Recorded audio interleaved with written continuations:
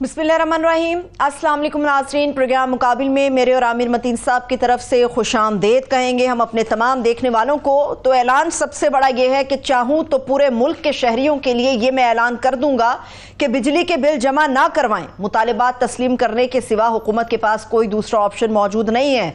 जमात इस्लामी ने मौजूदा हुकूमत के लिए मुश्किल फैसलों का एक बहुत बड़ा पहाड़ खड़ा किया है और इस पहाड़ में तहरीक इंसाफ ने भी तायद कर दी है जमात इस्लामी की। ये जो एक पहाड़ और मुतालिबात खड़े किए हैं जमात इस्लामी ने, कितना इनके ऊपर अमल दरामद हो सकता है, कितना इनको वक्त मुयसर आ सकेगा, इसके ऊपर हम बात करेंगे। मगर इसके साथ साथ जब पाकिस्तान की इकॉनमी की हम बात करेंगे तो आलमी रेटिंग एजेंसी ने पाकिस्तान की जो मुआशी बेहतरी है उसकी तायद की है।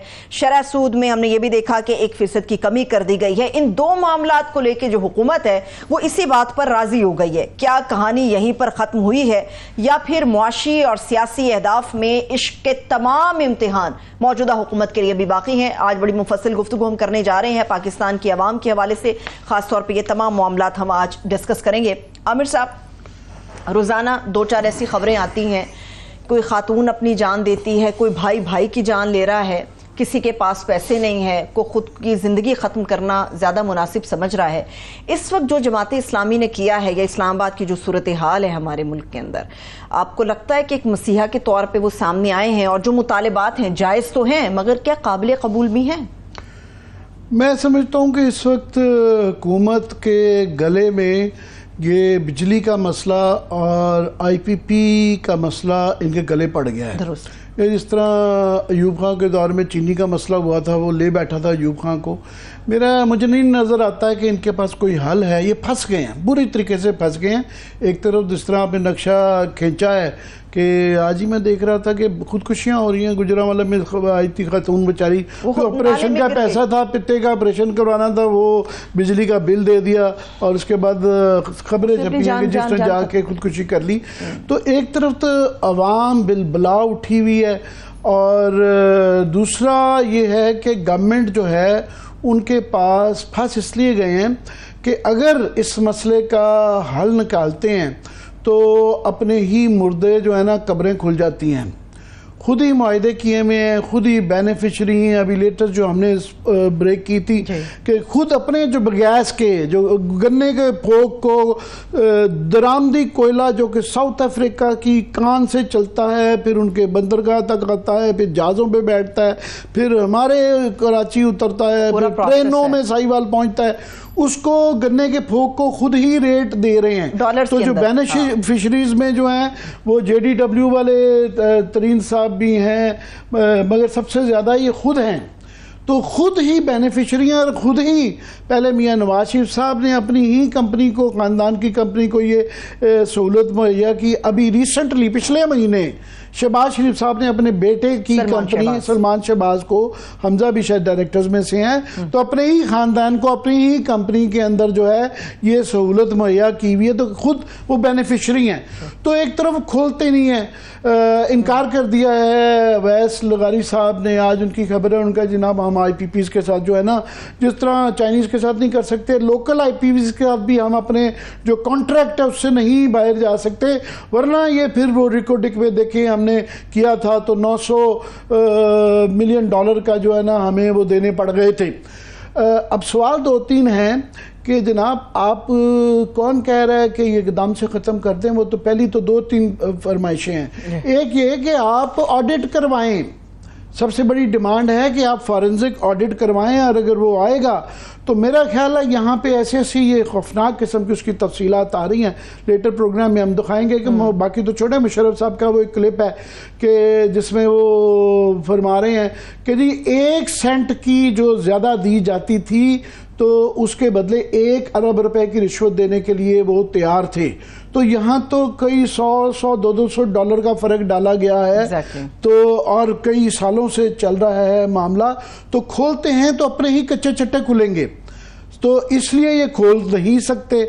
दूसरा ये उन लोगों के साथ वो जो 40 ख़ानदान हैं, इन सब के आपस में गठजोड़ है, हुकूमत का हिस्सा है, किसी ने सब ने एक दूसरे के काने हैं, तो हिम्मत भी नहीं है, काने भी हैं, हाथ नहीं डाल सकते। एक तरफ ये है, दूसरी तरफ ये फंस गए हैं कि इनको कुछ ना कुछ तो करना पड़ेगा। अभी लेटेस्ट जो है आज की खबर ये है कि एप्टमा ने वो जो इंफॉर्मेशन राइट ऑफ इंफॉर्मेशन जो है उस कानून के तहत उन्होंने तफसीलात मांग रही हैं कि जनाब ये सारी हमें तफसीलात दें। किस किस कारखाने ने कितना कितना पैसा कमाया, क्या डीलें हुई, क्या एग्रीमेंट थे, क्या क्या तमाम तफसीलात मांग ली हैं। इससे पहले सेनेट मांग चुकी है। सवाल ये है कि ये इस इंफॉर्मेशन पे जो कि पब्लिक है, पूरी पाकिस्तान 24 करोड़ अवाम बिजली के महंगी टैक्सेस की वजह से और कीमत की वजह से बिल बुला रहे हैं, तो ये खजाने का सांप बन के जो है इस इंफॉर्मेशन पे क्यों बैठे हैं? ये पब्लिक क्यों नहीं है, क्यों नहीं ये बताते कि लोग फैसला कर सके कि इसके अंदर कितना फ्रॉड हुआ है, कितने माल बनाए गए हैं, किसने कितने करोड़ अरबों डॉलरों में और रुपयों में बनाए हैं, ये ओपन करें। और ये डिमांड है एप्टमा की। साथ में ये पार्लियामेंट भी चला गया, उसके बाद जो FPCCI है वो सुप्रीम कोर्ट जा रही है, अभी ये राइट ऑफ इंफॉर्मेशन। तो ये जो नॉलेज का खजाना, जो इंफॉर्मेशन है जिसको ये छुपा के बैठे हुए, ये छुपने वाली नहीं है। ये काफी सारी तो गौर एजाज साहब, FPCCI और यहाँ से वहां से ये आ रही है, आहिस्ता आहिस्ता आ रही, और जो ही आती जा रही है आंखें खुलती जा रही हैं। फॉर एग्जाम्पल हमने जो उस दिन जुमे वाले रोज जो स्टोरी की थी कि गन्ने के फोक को साउथ अफ्रीका के कोले में पिछले 10 साल से अरबों रुपए कमाए जा रहे हैं। डॉलर्स के रेट के ऊपर है। तो इस तरह की 10 और 50 और स्टोरियां निकलेगी कि नाम आएंगे, ब्यूरोक्रेट्स के नाम आएंगे, पॉलिटिशियंस के नाम आएंगे, उसके बाद सेठों के नाम आएंगे। कि एक नए तरीके का ऑडिट क्यों मुतालबा किया जा रहा है? 2020 में जो मोहम्मद अली रिपोर्ट थी उसके ऊपर ऑडिट क्यों नहीं हो रहा? क्या है उस रिपोर्ट में कि उसको नहीं किया जा रहा? मलिक साहब ये फरमा रहे थे एक प्रोग्राम में, उन्होंने काउंटर अटैक किया। उन्होंने कहा जी ये जो इतना इन्होंने ये किया हुआ है, तो इन्होंने जब ये निगरान गवर्नमेंट में थे तो जो ये मोहम्मद अली साहब इन्हीं के निगरान वजीर भी थे, तो जुम्बिश कलम से इन्होंने क्यों नहीं कर दिया?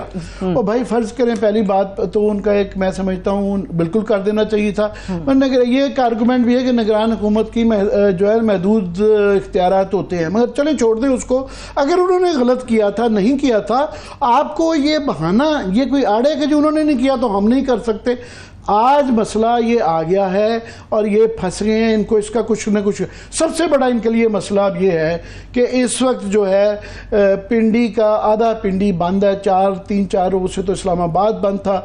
जुम्मे से ये सिलसिला जमात इस्लामी जो है ना वो इनके गले की हड्डी बन गई है।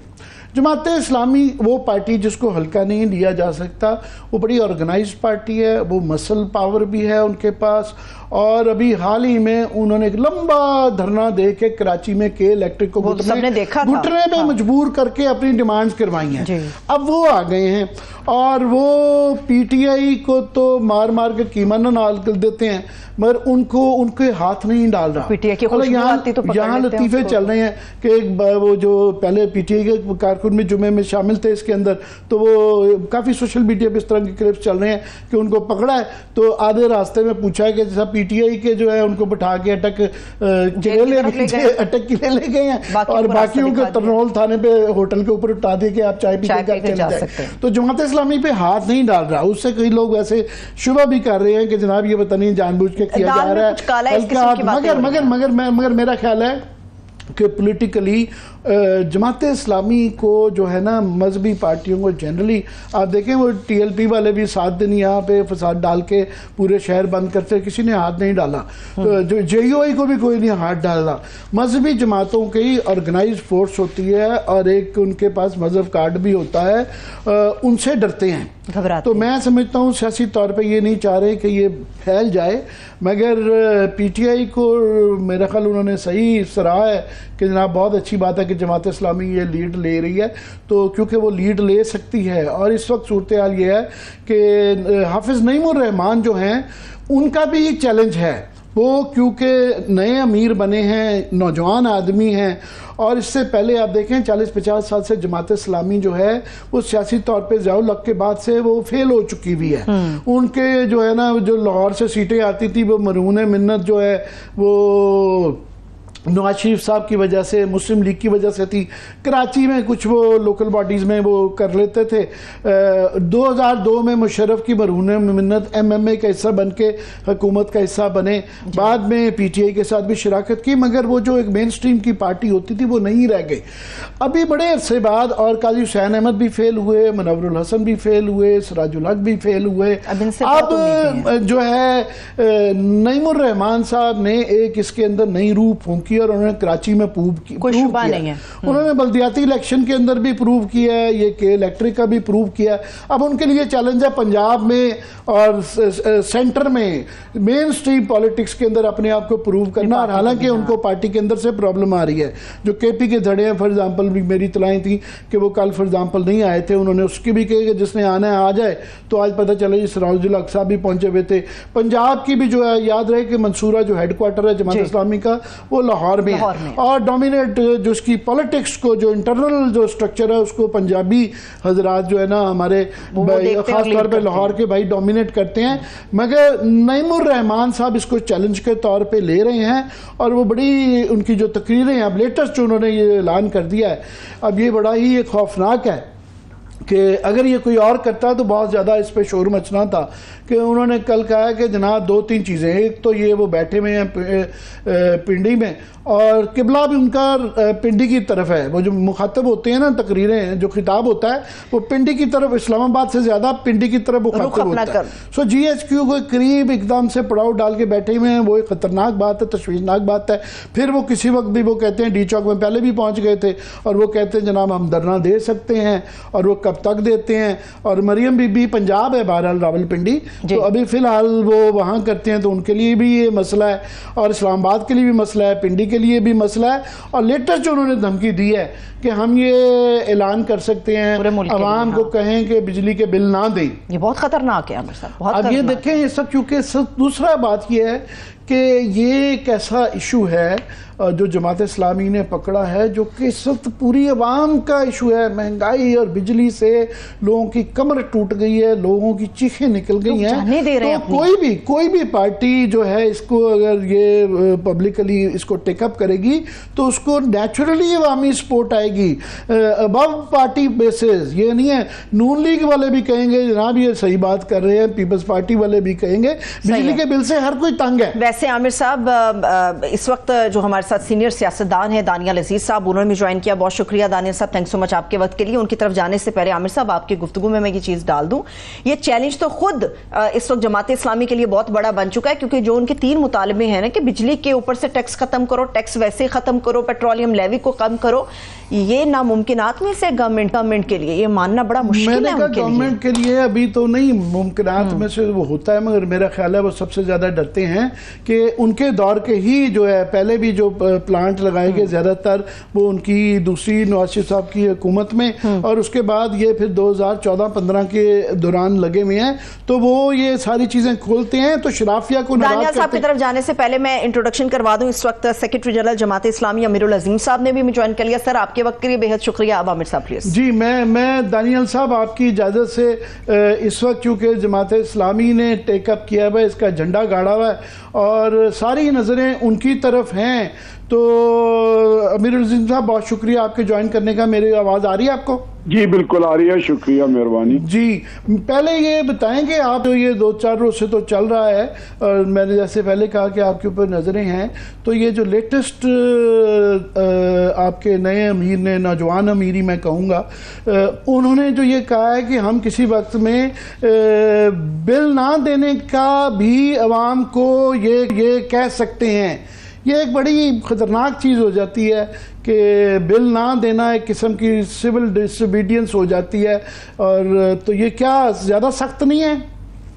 नहीं सख्त क्या, हालात ही इतने सख्त हो गए हैं। देखिए पहले 2 सालों से हम IPPs और बिजली के बिलों के हवाले से कंपेन कर रहे हैं। आपके इल्म में हमने सेमिनार भी किए, असेंबली सेनेट में भी आवाज़ उठाई, फिर हमने पिछले साल भी जो है वो सिराजुल हक साहब की क़यादत में धरने दिए, गवर्नर हाउसों के बाहर किए, बड़े बड़े मुजाहरे किए। गजा की सूरत हाल के बाद ज़ाहिर है कि सिचुएशन कुछ और बदल गई, उसके बाद फिर इलेक्शन आ गया। अब ये मौका है कि भाई इससे के बाद अगर हम खामोश रहते जाएंगे तो ये मुल्क बर्बाद हो जाएगा। पहले गरीब जो है वो उसने अपने बिल और अपने मीटर को खत्म कर दिया, वो मोमबत्ती और अपने हाथ वाले पंखे से गुजारा करता है। मिडिल क्लास आज जो है वो अपना कोई ना कोई जेवर बेच के और कोई कीमती चीज बेच के बिल पूरा कर रहा है। इसके बाद इंडस्ट्रीज के हाथ खड़े हो गए हैं 70 इस इशू की मीर अजीम साहब इम्पोर्टेंस के अहमियत के हवाले से तो बिल्कुल कोई भी आपसे डिसएग्री नहीं कर सकता, मगर ये जो आपका वहाँ पे अब जो धरना ही लियाकत बाग में हो गया है, इसको कितने अरसे तक आप लोग सस्टेन कर पाएंगे और क्या ये आप पिंडी की तरफ जो मुखातिब होकर करते हैं? मैं अभी कह रहा था कि इस्लामाबाद से ज़्यादा आपका जो मुखातिब खिताब होता है वो पिंडी की तरफ ज़्यादा होता है, तो ये क्या कितने दिन चलेगा और ये इसकी आगे क्या शक्ल हो सकती है? देखिए, पहली बात तो ये है कि पिंडी वालों से तो हमें कोई उम्मीद नहीं है। ये पूरा मुल्क एक माफिया ने जकड़ रखा हुआ है। लोग जो है ना वो इशारे करते हैं कि पता नहीं किसी खास वजह से निकल पड़े हैं। भाई, आप हमारी 2 साल की जद्दोजहद को देखें कि जो मुसलसल हम इसके ऊपर काम कर रहे हैं, आने वाले दिनों में सब ये अंदाजे लोगों के गलत हो जाएंगे। हम कोई मुतबादिल क़यादत बनने के लिए नहीं आए, हम आवाम को रिलीफ देने के लिए आए हैं। सिर्फ ये है कि तमाम हुज्जत करना चाहते हैं कि हमने इस्लामाबाद आके हुक्मरानों के दरवाजे को खटखटाने की कोशिश की है। इससे पहले हमने अदलिया का दरवाजा खटखटाया। सिराजुल हक साहब खुद पिटिशनर बने, 1 साल पहले उन्होंने इन सारी महंगाई और ये जो बिजली के बिलों के हवाले से पिटिशन फाइल किया जो नहीं लग सकी। अब जाहिर है हमारे पास कोई और दूसरा रास्ता नहीं है। अब जिस बात की तरफ आपने इशारा किया है कि सिविल नाफरमानी हमने क्या, ये तो आवाम करेंगे, हम तो सिर्फ खबरदार कर रहे हैं। आपने कश्मीर में देखा है कि एक मास मूवमेंट थी, ये कोई जमात की सिविल नाफरमानी की मूवमेंट नहीं होगी। लोगों के पास कुछ होगा नहीं तो वो क्या करेंगे, वो फिर यही करेंगे। अलबत्ता ये कि उन लोगों को हम सपोर्ट हम करेंगे। हम किसी मीटर वापदा के किसी एहलकार को जो है वो लोगों का मीटर काटने की इजाजत नहीं देंगे। हम कमेटियां बनाएंगे, बाकी तो लोगों ने फैसले करने। ये बताएं कि आपकी मुज़ाकराती टीम जो गवर्नमेंट के साथ बातचीत कर रही है उसमें आप भी शामिल हैं, तो हुकूमत ने तो आज वैसे गारी साहब ने इनकार कर दिया। उन्होंने कहा जी हम ये IPPs के साथ मुआहदे जो हैं इनको बिल्कुल नहीं ख़त्म कर सकते, वरना फिर ये रिको टिक की तरह हमें इनको बहुत ज़्यादा मुकदमात की सूरत में पैसे देने पड़ेंगे। दूसरा, ये उनके अपने पार्टी के दौर में ही ज़्यादा हुए हुए, कैसे आप उम्मीद करते हैं कि वो आपकी बातें डिमांड्स आपकी मान जाएंगे? देखिए, ये हर पार्टी ने इस बहती गंगा में हाथ धोए हैं।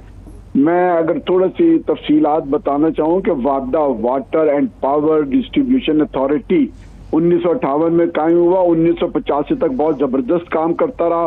पूरे मुल्क में उसने बिजली के तारों के जाल बिछाए, उसने सब्सक्राइबर बनाए, वो बिजली फराहम कर रहा था, आबी वसाइल से कर रहा था। 1985 पे माफिया की नजरें उनके ऊपर लग गई।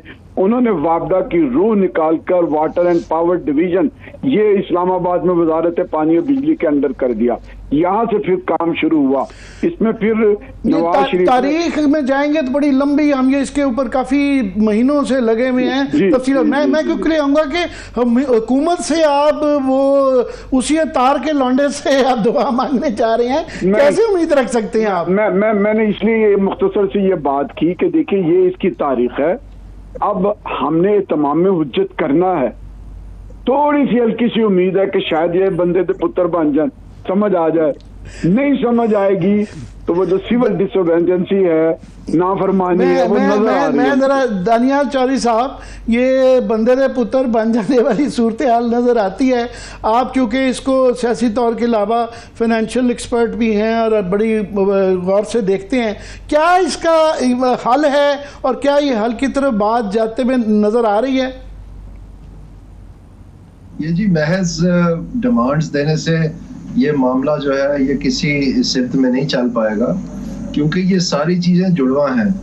देखें, जब आप बिजली का जो डिमांड्स हैं कि आप PTL भी ख़त्म करें और ये टैक्सेस भी ख़त्म करें और ये बिजली की 500 यूनिट तक जो सार्फिन हैं इनकी भी जो बिल हैं वो आधे करें वगैरह वगैरह, ये कहने की हद तक तो बहुत अच्छी डिमांड्स हैं और शायद इनमें पॉपुलर पजीराई भी मिले, लेकिन इसका जो इम्पैक्ट है, उसकी जो कैलकुलेशन है और उसका फिर जो बंदोबस्त करना है वो एक अलग मसला है। और फिर जो उसके बाकी असरात हैं जो मुख्तलिफ ममालिक इसमें मुलव्वस हैं, जो IMF अपनी कदगने लगाया बैठा है, ये तमाम चीज़ें जो हैं इन सारों का नापतोल करना पड़ता है। मैं हरगिज़ ये नहीं कह रहा कि जमात इस्लामी की बात दुरुस्त नहीं है, मैं मानता हूँ कि ये फर्क पड़ सकता है कीमत में, लेकिन हुकूमत जो है उनको एक रास्ता दिखाने की जरूरत है जिसमें ये तमाम चीजें कवर हो जाए।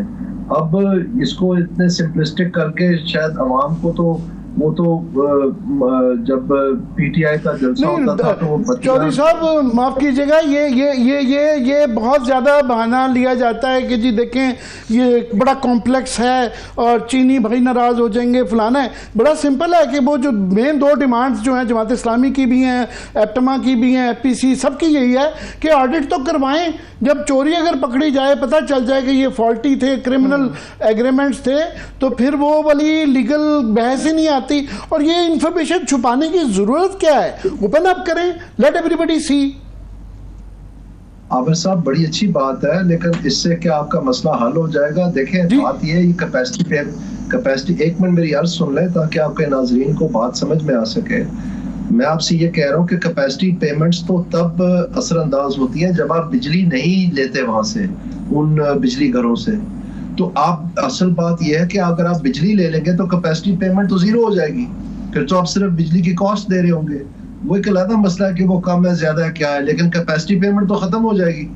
तो सवाल फिर ये पैदा होता है कि आप बिजली क्यों नहीं ले रहे उनसे, क्यों आप 18 घंटे लोड शेडिंग कर रहे हैं? उसकी वजह यह है कि जो आपके डिस्कोस हैं उनमें चोरी इतनी है, जो 590 अरब रुपए की चोरी अब गवर्नमेंट पी गई है, खामोश हो गई है। पहले बड़े धूमधाम से सितंबर में कहती थी कि हम whole of the government approach कर रहे हैं, हम ये सारा वापस कर लेंगे और ये कर लेंगे वो कर लेंगे, तो वो तो नहीं हुआ ना। अब सवाल ये पैदा होता है कि इनका फिर दूसरा अप्रोच क्या है? अब ये जो लीगल कॉन्ट्रैक्ट्स हैं ये इसकी तरफ इशारा कर रहे हैं। अब इसमें वेस्टेड इंटरेस्ट भी है। जो एप्टमा वाले हैं, जो गौर एजाज साहब को यकलख्त याद आ गई है और जाग आ गई है, वो तो कहते हैं कि जो 100 बिलियन की क्रॉस सब्सिडी हो रही है वो खत्म करें और हमें वो पुराने नर्ख दें जो हमारे पास पहले थे। और इस तरह से इन्होंने पिस्तौल जो है कनपट्टी पे रख दिया कि जी आप दे नहीं तो हम सारों को जो है ना ये कर देंगे वो कर देंगे। और एक्चुअली एक इनसाइडर होके, क्योंकि बहुत सारे टेक्सटाइल वाले जो हैं वो इन आईपीपीज के भी मालिक हैं, तो एक इनसाइडर होके उनके खिलाफ एक इनसाइड रिवोल्ट चल रही है जिसमें वो महारात हासिल करना चाह रहे हैं। उसमें आवाम के लिए दुख दर्द कोई नहीं है। सो इस चीज को समझने की जरूरत है। अब मैं वापस आता हूँ उस तरफ, प्लीज मुझे बात मुकम्मल करने दें। मुझे पता है आपको ब्रेक पे भी जाना होगा, सब कुछ है, लेकिन सुन लें बात। अगर आप फर्ज करें ये बिजली उठा लेते हैं तो मसला आपका ये पेश कर रहे हैं कि ये आईपीपी कॉन्ट्रैक्ट्स का मसला है। मैं कह रहा हूं कि ये आईपीपी कॉन्ट्रैक्ट्स का मसला नहीं है, ये गवर्नेंस का मसला है। क्योंकि अगर आप चोरी खत्म कर लेंगे तो नेपरा की रिपोर्ट के मुताबिक तकरीबन आपका 40,000 मेगावाट जो है इस वक्त मांग है पाकिस्तान में, अगर आप लोड शेडिंग खत्म करें। और इस वक्त आप सिर्फ 41-42 हजार रुपए। चौधरी साहब इसके ऊपर आप हमारे साथ ही हैं। मैं ज़रा अमीरुल अजीम साहब से जो है ना, आप पूरे प्रोग्राम में हमारे साथ हैं, मैं करता रहूँगा इसके बहस पे ना। इसके काउंटर आर्गूमेंट्स भी हैं कि ये जो चोरी का है ना वो बड़ा छोटा एलिमेंट है। ये जो 60 रुपए की फॉर एग्जांपल है तो 24% तो टैक्स के 25% के करीब तो टैक्सेस आ जाते हैं, बाकी ये कैपेसिटी परचेज आती हैं। एलिमेंट वो भी बड़ा ठीक है, थोड़ा है।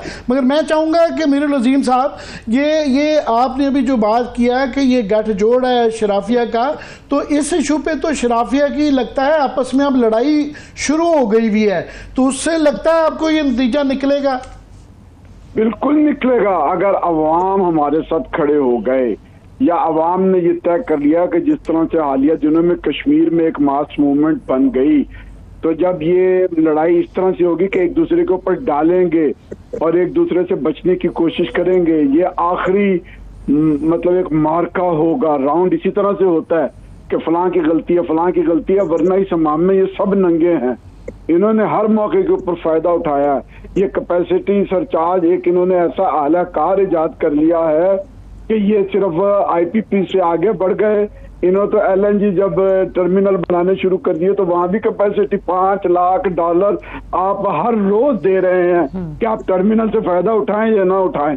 ये तो अगर आपने ये काम ना किया तो पाकिस्तान की पूरी मार्केट पे ये माफिया ऑलरेडी कब्जा कर चुका हुआ है। ये किस मुआहदों से हमें घबराते हैं? आपने TNT तस्लात के सपुर्द कर दिया, आप वहां से तो पेमेंट नहीं ले सके, तो क्या कोर्ट के अंदर गए?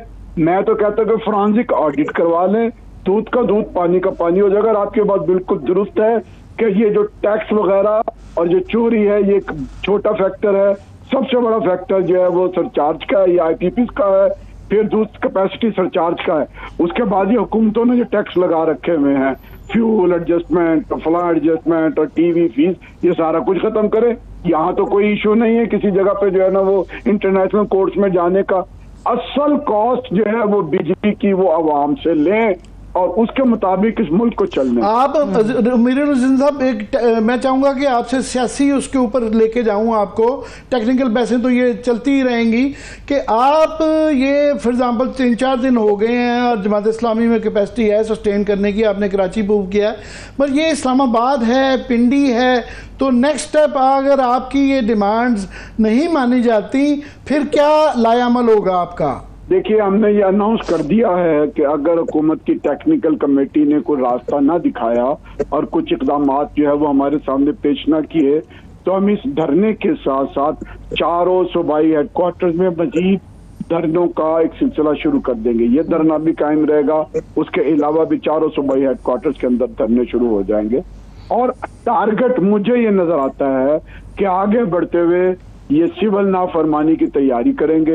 हम वापदा को अपने साथ शामिल करेंगे, उनके मीटर रीडर से लेके उनके जितने भी ऑफिस हैं उनको कहेंगे कि भाई हम आपकी अथॉरिटी कायम करना चाहते हैं, ये कंपनियों की हुकूमत खत्म करना चाहते हैं, आपकी रूह आपको वापस लुटाना चाहते हैं, आप हुकूमत के आलाकार ना बने, आप लोगों की बिजली मत काटें, सिविल डिस्टर्बेंसी के अंदर हमारा साथ और अवाम का साथ। इसमें बाकी पार्टीज खासतौर पे PTI जो है, आज मैं देख रहा था कि उनकी लीडरशिप की तरफ से तो उन्होंने बड़ा इसको सराहा है आपके इस काम को, मगर ये आपकी ही अकेली ये काविश है, ये बाकी पार्टीज भी कोई अगर आपको ज्वाइन करना चाहें तो they are welcome to do that?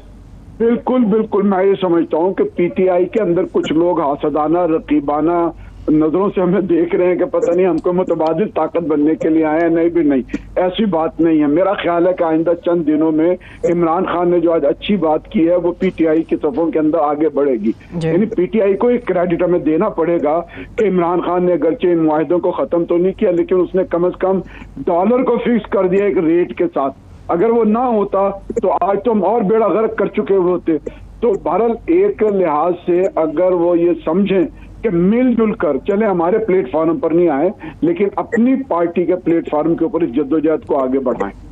बहुत बहुत शुक्रिया आपका। दानियाल चौधरी साहब हमारे साथ ही रहेंगे सेगमेंट में। अमीर हुसैन साहब बहुत बहुत शुक्रिया आपके ज्वाइन करने का। अभी एक छोटा सा ब्रेक लेते हैं, जब ब्रेक से वापस आएंगे मौजूदा जो सूरत हाल है इसको तो डिस्कस करेंगे, मगर जो IPPs का मामला है, पाकिस्तानी अवाम का मामला है, बिजली के ऊपर टैक्सेस का मामला है और पाकिस्तान की मुआशी हालत की अबतरी या बेहतरी का मामला है, इसके ऊपर हम बात करेंगे। Stay with us.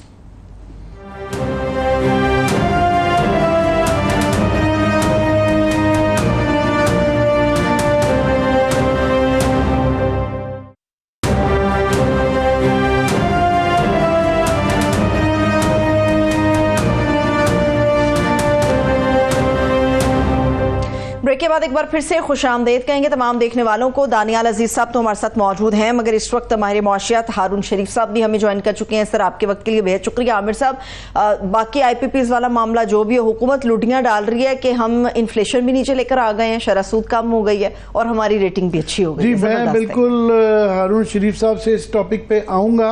आपकी इजाज़त से वो एक आर्गूमेंट IPPs का चल रहा था तो मैं दानियाल साहब से ज़रा उनका ले लूँ कि चौधरी साहब आप सही फरमा रहे हैं कि ये आर्गूमेंट बड़े अरसे से रहा हुआ है कि आप बजाय इसके कि कैपेसिटी पेमेंट में जो इतने पैसे देते हैं तो आप ये पूरी सस्ती कर दें बिजली और तमाम लोगों को इस्तेमाल करने दें, मगर ये कभी इम्प्लीमेंट होता नहीं है।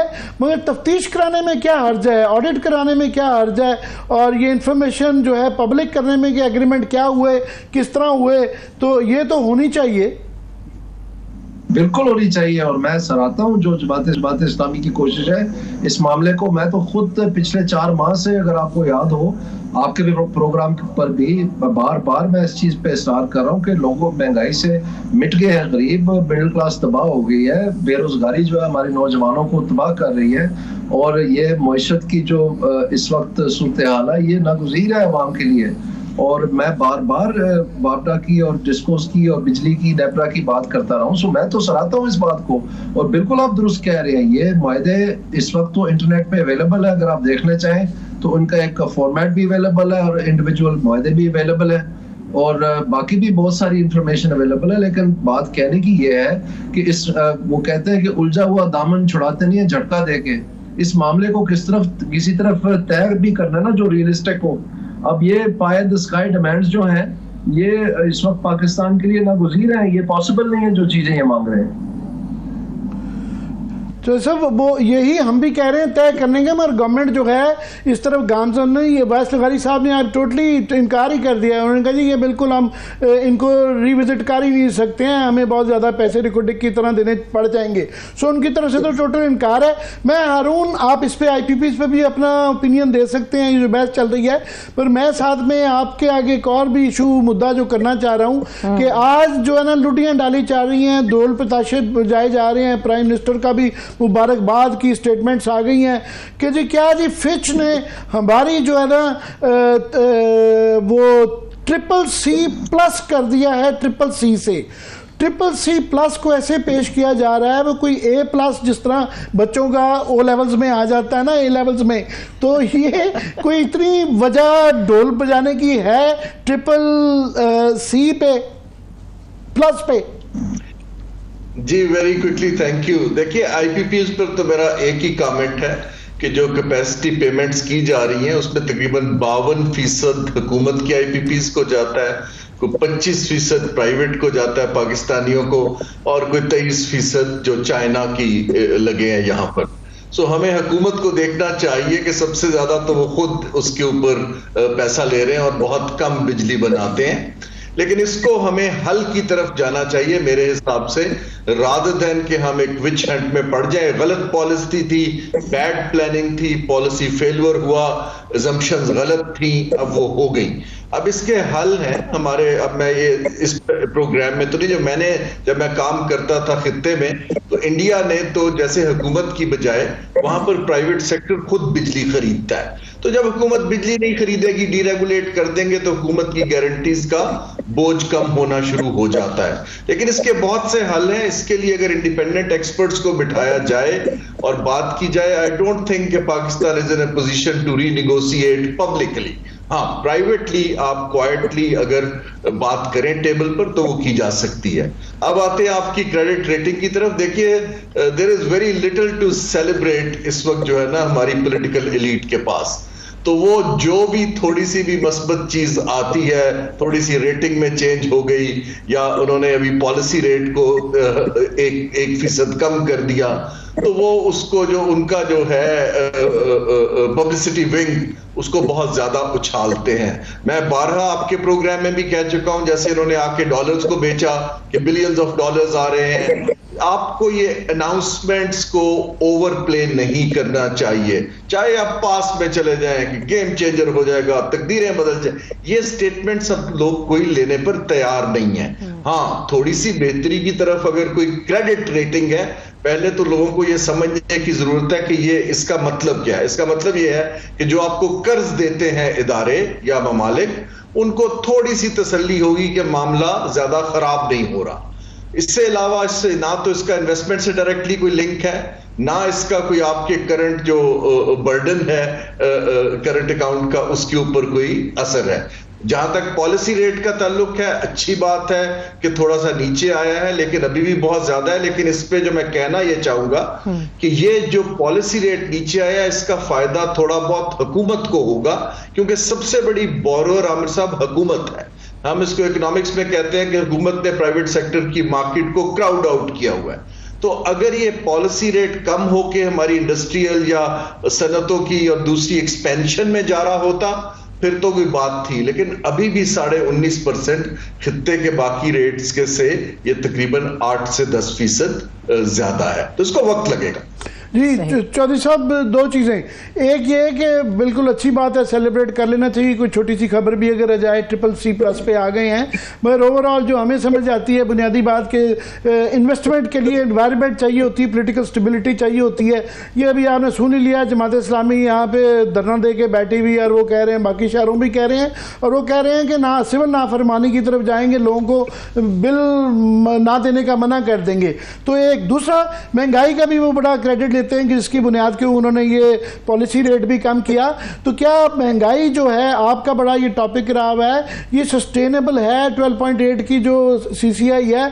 क्योंकि कई लोग क्वेश्चन करते हैं, एक तो क्राइटेरियन जिससे ये किया गया है वो भी क्वेश्चनेबल है, प्लस ये शायद ये जो रिसेंटली कुछ और चीज़ों की बिजली का भी और रेट सुना है बढ़ने के लिए जाएगा, तो ये सस्टेनेबल होगा? चौधरी दानियाल अजीज। आबिर साहब, मैं आपको ये अर्ज करना चाहता हूँ कि जो डबल डिजिट इन्फ्लेशन है ना, ये एक इकोनॉमिक गाली है पूरी दुनिया में, और कोशिश होती है ममालिक की कि 2% एक रूल ऑफ थंब है कि इससे ज़्यादा ना बढ़ा जाए, क्योंकि उससे फिर इकोनॉमिक डिस्ट्रप्शन होने का खतरा होता है। और अगर आप दुनिया की मामूल को देखें तो ये सेंट्रल बैंक की जिम्मेदारी होती है और यहीं पे रखने की कोशिश करती हैं। और लेकिन हमारी जो शौकत अजीज साहब जब तशरीफ लाए तो वो सिटी बैंक की प्राइवेट बैंकिंग के थे, जो कि 8 मुल्कों में उस वक्त बैन था, और मनी लॉन्ड्रिंग के उनके उस बैंक के ऊपर इल्जामात थे, उसकी वजह से वो 8 मुल्कों में बंद था। तो वो तशरीफ लाए और उन्होंने यहाँ पर नई टेक्नोलॉजी दी। ये जो रेंज ये बताते हैं ना, इस वक्त स्टेट बैंक ने आज ये बताया कि इस साल की औसतन जो महंगाई होगी वो 11 से 13% की रेंज में रहेगी। अब रेंज इसलिए बताई जाती है कि आप थोड़ी सी उम्मीद पैदा करें, लेकिन उसमें तरीका ये होता है कि आपने रेंज के अखीर तक ही जाना होता है, और यही होता रहा है। पहले ये 5 से 7% थी, उसके बाद ये 7 से 9 कर दी, उसके बाद 9 से 11 कर दी, जबकि लॉ में लिखा हुआ है कि पार्लियामेंट जो तय करती है, जो कि उस वक्त 6 या 8% था मुख्तलिफ सालों में, उस पे सेंट्रल बैंक की जिम्मेदारी है कि इन्फ्लेशन को वहां पर रखे। तो ये एक बिल्कुल पतंगड़ बना दिया है सेंट्रल बैंक ने, पाकिस्तान की स्टेट बैंक ने। और जो डबल डिजिट इन्फ्लेशन है, पहले ही पाकिस्तान ये बर्दाश्त नहीं कर पा रही, और ये सिर्फ इसलिए है कि अशरफिया जो है, ये जो 13.5 खरब रुपए इन्होंने टारगेट रख दिया, 14 तकरीबन खरब रुपए FPR का टारगेट रख दिया है, ये कहीं से पूरा नहीं होना है। आप देख लें, ये जो ताकत 2 स्कीम है, इन्होंने तो ऐलान कर दिया था FPR, मैंने खुद अखबार में खबर पढ़ी कि जी वो तो फेल हो गई है। फिर कहीं से इनको जो थोड़ा सा डंडा चढ़ा, तो फिर उन्होंने अब आके नए तर्ज पे वो दे दिए कितने 1000 रुपए माहवार जो देने आपने, और इसी तरह और बहुत सारी चीजें हैं। लेकिन बहरहाल कहने का मकसद ये है कि इन्होंने पहले से ही तैयारी कर रखी है कि हमने कोई 14 खरब नहीं कटे, तो वो जो इंटरेस्ट पेमेंट है, जितना ये इंटरेस्ट रेट कम होगा उतनी इंटरेस्ट पेमेंट कम हो जाएगी, तो वहां से फिर आपका खसारा जो है वो IMF की मुताबिकत में रहेगा। तो इसलिए, लेकिन इसका डाउन साइड क्या है कि आप इन्फ्लेशन टैक्स पैदा कर रहे हैं, यानी आप गरीबों के ऊपर टैक्स पैदा कर रहे हैं। और ये आप देख सकते हैं हमारे पड़ोस में अफगानिस्तान है, वहां पर -8% इस वक्त शरह जो है महंगाई की है, यानी वहां पर सस्ता जमाना आ रहा है। ये हमारे दूसरे पड़ोस में श्रीलंका है, जहाँ पर टाइम थोड़ा, अगर आप इजाजत दें, मैं क्विकली हारून से पूछना चाहूंगा कि ये तो सेंसिटिव प्राइस इंडेक्स जो है, जो कि आम आदमी को ज्यादा महंगाई के हवाले से हिट करती है, वो अभी भी ये डबल डिजिट की तो कह रहे हैं कि वो भी कोई सेलिब्रेशन की कोई चीज नहीं है, तो वो तो अभी भी बड़ी मुनासिब, काफी हद तक ज्यादा है। क्या कहेंगे? ये देखें, ओवरऑल इसमें कोई शक नहीं है कि जो हमारा फिक्स्ड इनकम का, मिडिल इनकम और लोअर मिडिल इनकम का जो हमारा क्विंटाइल हम कहते हैं वो है, उसकी कंजम्पशन पावर ड्रास्टिकली नीचे जा चुकी है। अब वो उसके ऊपर अगर आप देखें ना, इन्फ्लेशन की जो बास्केट को जब आप देखते हैं, इस वक्त लोग अपने एसेट्स को डिस्पोज ऑफ करके यूटिलिटी बिल्स पे कर रहे हैं। इकोनॉमिक ग्रोथ जो है 3%, वो किसी भी तरह इतनी आबादी को केटर नहीं कर पाती है। कुछ चीजें फाइनेंस मिनिस्टर ने आज ओपनली कही हैं, जैसे उन्होंने कहा है कि जी कोई हमें बाहर से बेल आउट्स नहीं मिल रहे हैं। मैं आपके प्रोग्राम में गालबन 10 दफा कह चुका हूं कि ये अनाउंसमेंट्स ना करें, क्योंकि फंडामेंटली ये नहीं हो सकता है। अब सवाल ये पैदा होता है कि हमने अगर तो रिवाइव करना है, पीपल सेंट्रिक अगर आपने कोई पॉलिसी बनानी है, तो ये जो PSDP हमने रखा हुआ है, जिसमें MNAs को पैसे दे रहे हैं, सब कुछ दे रहे हैं, हुकूमत अपने खर्चे तो कम कर नहीं पा रही। कुछ तो आप स्पेस निकालें लोगों को, इनको फैसिलिटेट करने के लिए, कोई टारगेटेड सब्सिडी बनाएं, कुछ करें। क्योंकि मेरा नहीं ख्याल कि जो आपकी डे टू डे खर्चे हैं, वो कोई भी इस वक्त जो बंदा लाख रुपया भी कमा रहा हो, वो इसको सस्टेन नहीं कर पा रहे हैं। हमें जो इस वक्त डेटा मिल रहा है, लोग जो है बच्चों को बहुत से सेमेस्टर्स की फी नहीं पे कर पा रहे हैं, बड़े घरों से छोटे में जा रहे हैं, किराए के घर जो थे वहां 2-2, 3-3 लोग शेयर कर रहे हैं, ये एक रियलिटी है। तो ये जो हमारा इस वक्त हम सारा शोर मचा रहे हैं कि जी फिच ने रेटिंग ऊपर कर दी, थोड़ी सी प्लस कर दी माइनस से, उससे इन लोगों को तो आमिर साहब कोई फर्क नहीं पड़ेगा। हाँ, हुकूमत जो है वो इस वक्त अपने थोड़े से रिजर्व्स बढ़ गए हैं, उनको IMF से शायद पैसे भी मिल जाएंगे। हाँ, हुकूमत अपना कारोबार, पर्क्स, प्रिविलेजेस चलाती रहेगी। अब ये चीज खतरनाक है क्योंकि लोग जो हैं इस वक्त इन ए वे, ये जमात इस्लामी का भी हो रहा है, लोग भरे बैठे हैं क्योंकि उनका गुजारा नहीं हो रहा। अब ये एक हकीकत है। अब आया हुकूमत इसको किसी तरह प्रायोरिटी बना पाती है? एज ए डेवलपमेंट इकोनॉमिक्स के स्टूडेंट की नजर से जब मैं देखता हूं तो मुझे कोई पॉलिसी रिस्पॉन्स तो अभी तक दिखाई दानियाल, लास्ट वर्ड्स हारून ने बड़ी एक इम्पॉर्टेंट की है, तरजीहात की बात की है कि PSDP का अभी भी जो इन हालात में भी जो रखा गया, पहले तो 1500 अरब रुपया रख दिया था, अब काम करके भी शायद 900-1100 अरब टाइप वो आ गया है।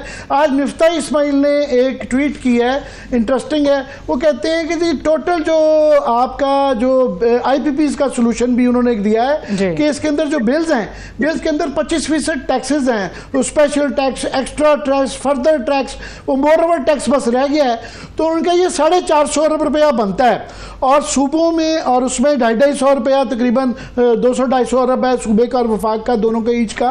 तो अगर ये PSDP को कम करके, और वहाँ पे जिस तरह इन्होंने कहा हारून ने, MNAs को जो ये डेवलपमेंट के खांचे दे रहे हैं वो बंद कर दिया जाए तो वहाँ से अवाम को भी रिलीफ हो जाता है और तरजीहात भी बदल जाती हैं। क्या कहेंगे? मैं ये अर्ज करना चाहता हूँ कि एक तरफ आप ये 400 अरब की बात कर रहे हैं, तो वो जो 590 अरब रुपया है, आपको अंदाजा नहीं है कि मैं क्यों बार बार उस पर स्ट्रेस करता हूँ। वो जो चोरी का पैसा है, जो असल में बिलों का है, क्योंकि वो उस बिजली का है जो आप फराहम कर रहे हैं, तो कैपेसिटी पेमेंट्स उसके अलावा है। तो वो ये डबल वहमी है। तो आप अगर वो 590 बिलियन रिकवर करने में कामयाब हो गए, एक तो आपके कैपेसिटी पेमेंट्स हट जाएंगे और दूसरा ये है कि उसके हिवज में जो लोगों के बिल ज्यादा आ रहे हैं वो भी कम होंगे। तो ये स्नोबॉल इफेक्ट है। तो मैं आपसे ये कह रहा हूँ कि ये कॉन्ट्रैक्टिंग प्रॉब्लम नहीं है, ये गवर्नेंस प्रॉब्लम है।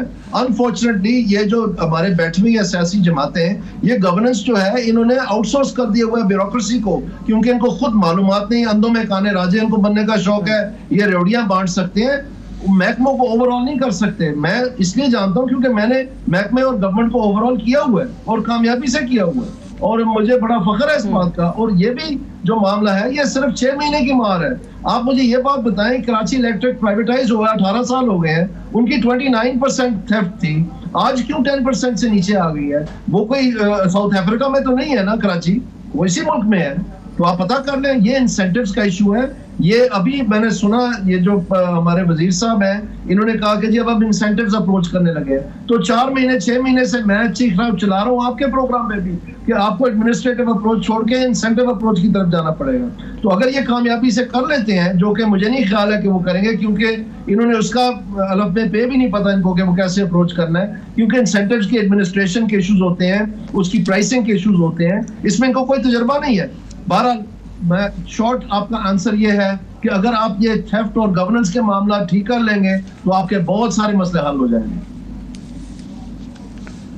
जी हारून, कोई इसमें कोई दो राय नहीं हो सकती जो दानियाल कह रहे हैं कि सबसे बड़ा मसला, ऑफ कोर्स बहुत बड़ा तीसरा मसला जो टैक्स और कैपेसिटी के साथ, वो चोरी का है। 590 अरब, कोई नहीं कह रहा कि इसको छोड़ दिया जाए, पर मैं सिर्फ इसलिए कह रहा था कि मसला बहुत अर्जेंट हो गया है।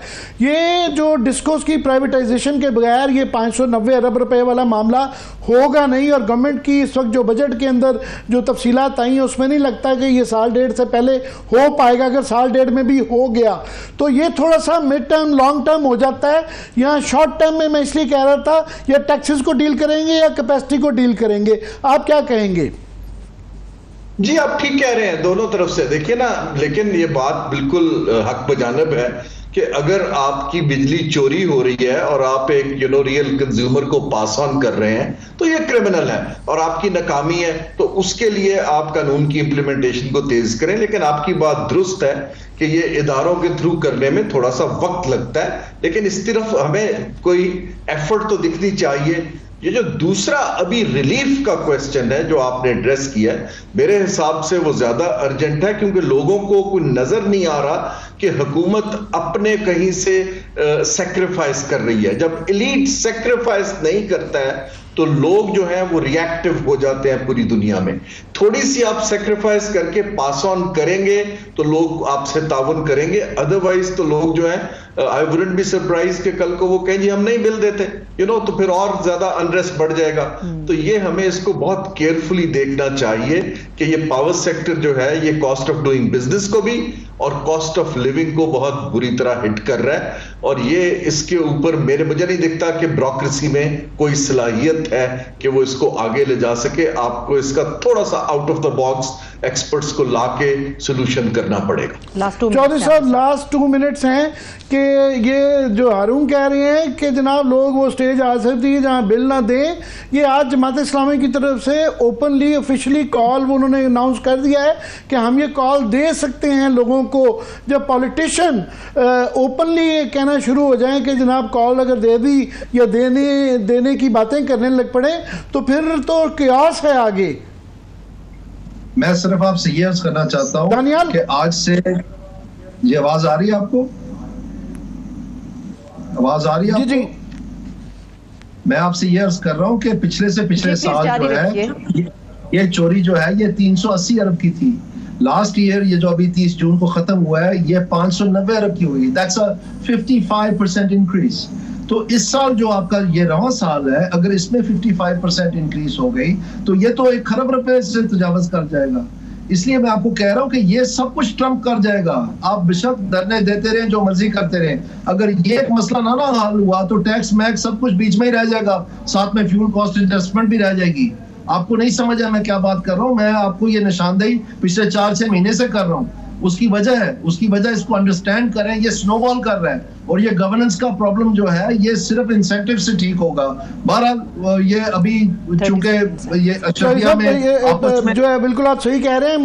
मुझे समझ आप जितनी तो जाहिर है नहीं है, मगर यही बैलूनिंग का इफेक्ट जो है कैपेसिटी पेमेंट का भी आ रहा है। वो इस बार 2.1 ट्रिलियन है, अगले साल वो कह रहे हैं 2.8 बिलियन होगा।